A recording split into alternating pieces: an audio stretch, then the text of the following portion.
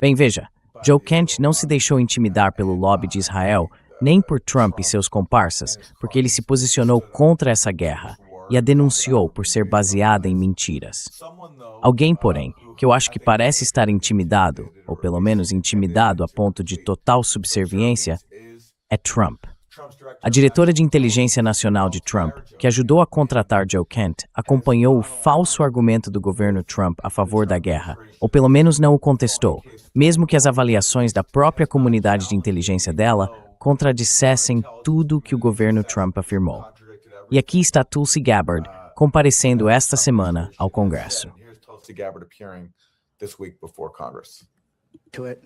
Diretora Gabbard, no ano passado, a senhora declarou que o Irã não estava construindo uma arma nuclear.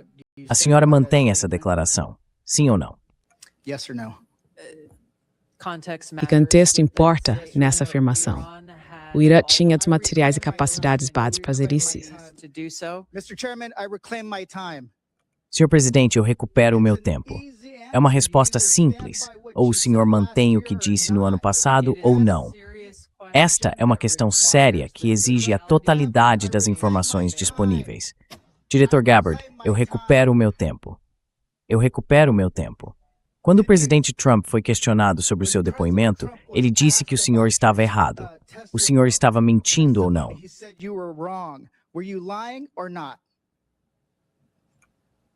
Eu apoio integralmente a avaliação completa da comunidade de inteligência. Diretora Gabbard, no ano passado você testemunhou que, então esse é o deputado Jimmy Gomes, e ele vai direto ao ponto. Trump está dizendo que o Irã estava a apenas algumas semanas de ter uma arma nuclear, e ele faz referência ao ano passado quando Tulsi Gabbard disse o oposto, que o Irã não tinha um programa de armas nucleares. Trump disse, não me importo com o que ela disse.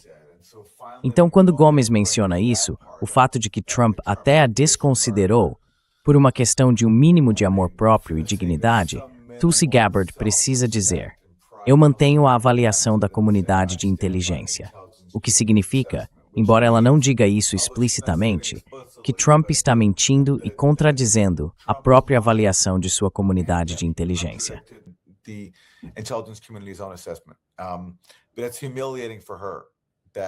Mas é humilhante para ela não poder simplesmente dizer que Trump está mentindo e continuar basicamente a se submeter a ele.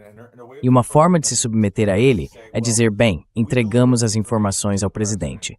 Cabe a ele decidir o que constitui uma ameaça iminente ou não. Esse tem sido o fio que ela tenta costurar aqui, e é uma humilhação para ela.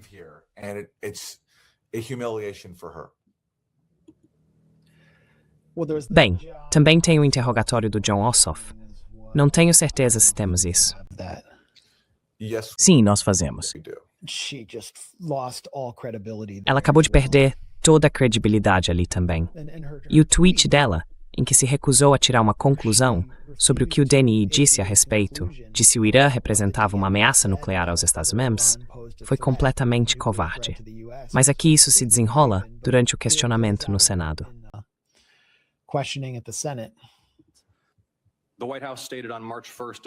A Casa Branca declarou em 1º de março deste ano que essa guerra foi lançada como, abre aspas, uma campanha militar para eliminar a ameaça nuclear iminente representada pelo regime iraniano. Fecha aspas. Essa é uma declaração da Casa Branca, a ameaça nuclear iminente representada pelo regime iraniano. Era essa a avaliação da comunidade de inteligência de que havia uma ameaça nuclear iminente representada pelo regime iraniano?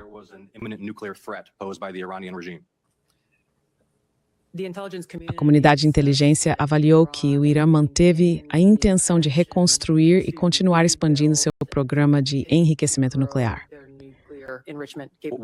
Foi a avaliação da comunidade de inteligência que havia, aspas, uma ameaça nuclear iminente representada pelo regime iraniano. Sim ou não? Senador, a única pessoa que pode determinar o que é ou não uma ameaça iminente é o presidente. Falso. Esta é a audiência sobre ameaças globais, onde você apresenta ao Congresso informações de inteligência nacional que são oportunas, objetivas e independentes de considerações políticas. Então essa é a maneira dela de evitar dizer que Trump mentiu, afirmando que cabe a Trump decidir o que constitui uma ameaça iminente aos Estados Unidos. Nunca ouvi esse argumento antes. Agora, apenas o presidente pode decidir o que conta como uma ameaça iminente ao país, mesmo existindo todo um conjunto de agências. Um contingente de pessoas, milhares, talvez centenas ou milhares de funcionários, é responsável por determinar o que constitui uma ameaça iminente. Mas essa é a maneira de Tulsi Gabbard evitar reconhecer que Trump mentiu descaradamente para entrar em guerra. Exatamente o tipo de guerra que ela passou muitos anos se opondo e alertando contra.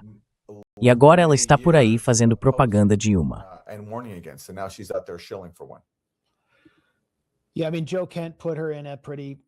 Sim, quero dizer, Joe Kent a colocou em uma posição bem desconfortável, em que ela precisa escolher entre sua fama, ganhando muito dinheiro no circuito de palestras e por meio de várias iniciativas de corrupção e compadrio ligadas a Trump depois que sair, ou sua integridade. E parece que ela escolheu esse caminho. Joe Kent, sabe, estão chamando ele de extrema-direita. Bem, ele escolheu o caminho mais difícil, mais certo, em vez do caminho fácil, porém errado. E Tulsi Gabbard seguiu o caminho fácil e errado, junto com J.D. Vance. Eles ainda acham que há uma chance de essa guerra dar certo e as coisas acabarem bem para eles, mas simplesmente não vai acontecer.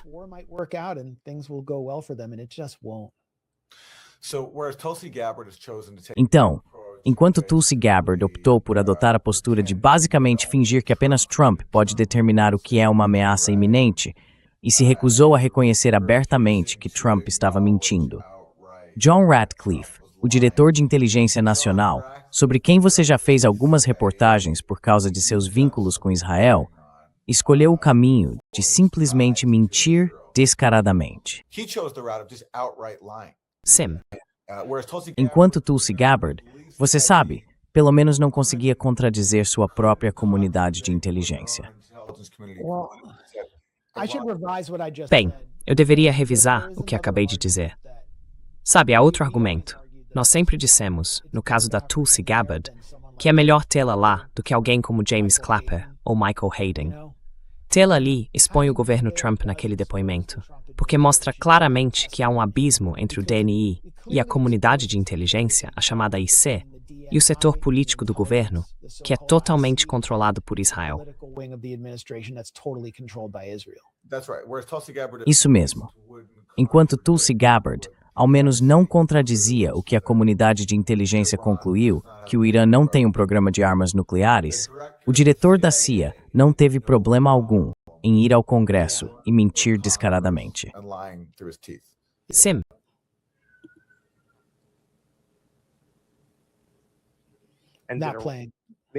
Não é brincadeira.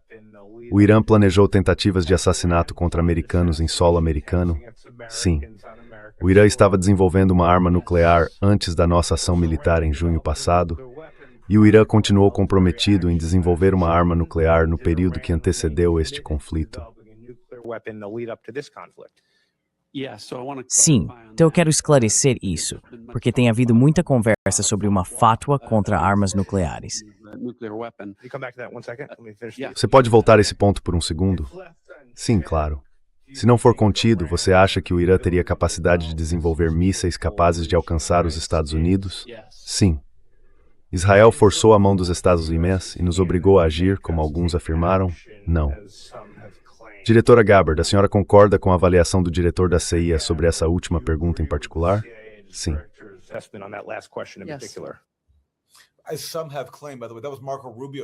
Como alguns afirmaram, aliás, foi Marco Rubio quem afirmou isso.